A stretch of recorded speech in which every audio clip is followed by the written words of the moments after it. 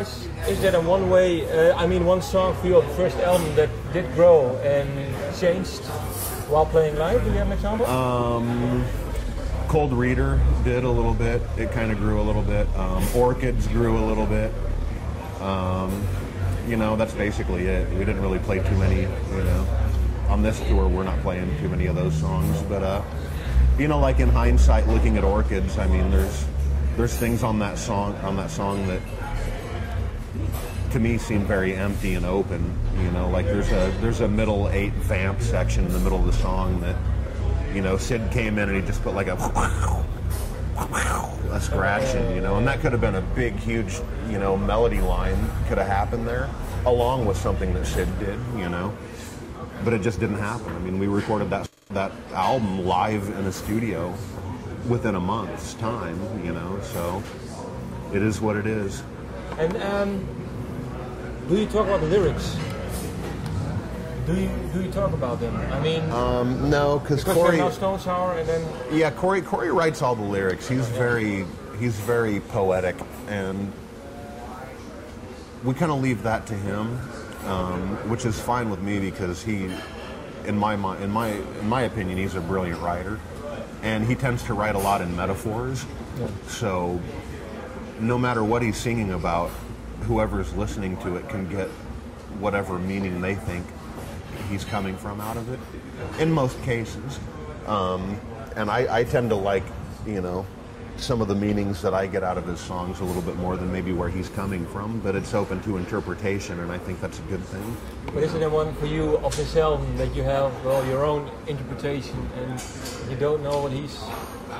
well, no, not really, because I mean we had enough time that we could really study Corey's lyrics, and I think pretty much every song we know where he's coming from on all of them.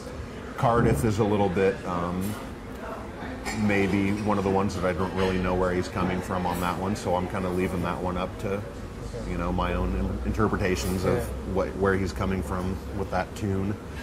And then, because I was asking it because I think the title song, I think it's pretty obvious. That's the exception to the rule. You know, I was leaving that song out of it, but that's one song where there's no metaphors there. That's straightforward, you know, and that's one of the first songs I've heard Corey write that's just out there. But is it then for you, I mean, as a band, do you talk about it? Because it's a political song about Bush. Do you talk about it even? We talked about it when he first said that he wanted to change, because that song evolved dramatically during the recording process. That song had different lyrics, had a different vocal melody, had different drums and everything. And when he rewrote the lyrics to it,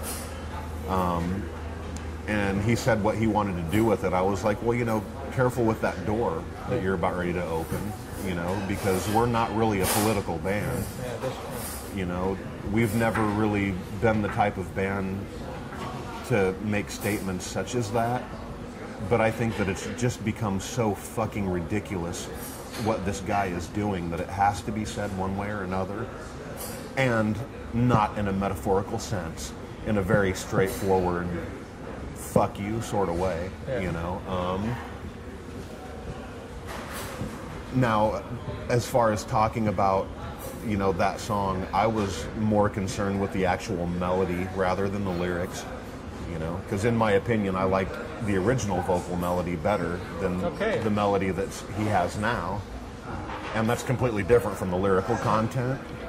But maybe that was part of me just being married to the demo. You know, you have a demo and you listen to it for so long that it becomes second nature when you're hearing it.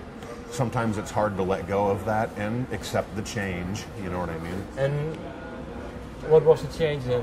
Was it in the chorus or in the... The chorus was a little bit different. The chorus now is very big and very melodic, but this song has always been kind of bothersome to me just because it's such a major song. And my personal taste, I tend to like more minor and darker sounding stuff.